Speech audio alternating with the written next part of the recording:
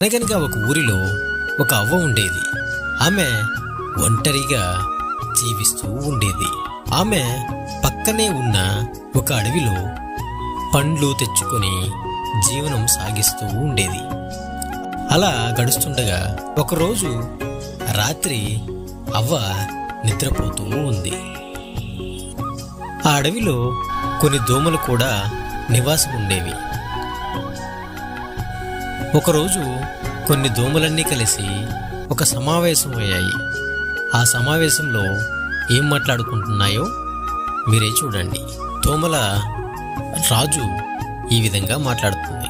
అరే బంటు, ఈ అడవిలో మనకు ఈ జంతువుల రక్తం తాగి చాలా వెయిటేస్తుందిరా. నాకు అసలు బోర్ కొడుతుంది. ఏదైనా మంచి మనిషి రక్తం ఉంటే చెప్పండిరా. చాలా రోజులైంది మనిషి రక్తం తాగి అని తన తోటి దోమలతో ఈ విధంగా చెప్తుంది. అప్పుడు ఒక దోమ ఈ విధంగా చెప్తుంది. ఓ పెద్ద దోమ, పెద్ద దోమ, నీకు మనిషి రక్తం కావాలి అంతే కదా? అయితే మీరు నాతో పాటు రండి. మీకు నేను ఒక పండు ముసలి అయిన మనిషిని ఈ అడవిలో చూపిస్తాను అని చెబుతుంది. ఆ మాట చెప్పగానే ఆ దోమల రాజు ఈ విధంగా మాట్లాడుతుంది. అవునా, ఎక్కడా? పద పద, ఇంత లేటుగా నా చెప్పేది. ఇటువంటి విషయం తొందరగానే చెప్పాలి.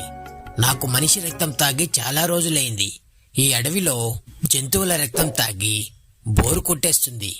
పద తొందరగా వెళదాం అని అనుకుంటూ దోమలన్నీ ఆ ముసలావిడ కోసం బయలుదేరుతాయి.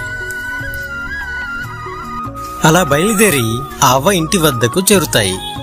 అక్కడ చేరుకుని ఈ విధంగా మాట్లాడుతాయి. ఏ బంటు, నిజమే, నువ్వు బాగా చెప్పావు. నాకు ఈరోజు ఇంత పండింది. నువ్వు చెప్పినట్టుగానే ఈ అడవిలో మనిషి దొరకడం చాలా కష్టం. అటువంటిది మంచి ముదురు మనిషిని చూపించావు. చాలా థ్యాంక్స్ రా నీకు బంటు. సరే, ఇక మొదలు పెడతాం పదండి. నేను కాళ్ళ దగ్గర ఉంటాను, మీరు చేతులు చూసుకోండి అని అనుకుంటూ ఆ దోమలన్నీ అవ్వ మీద వాలి రక్తం తాగడానికి ప్రారంభిస్తాయి. తర్వాత ఏమైందో నెక్స్ట్ ఎపిసోడ్ లో చూద్దాం.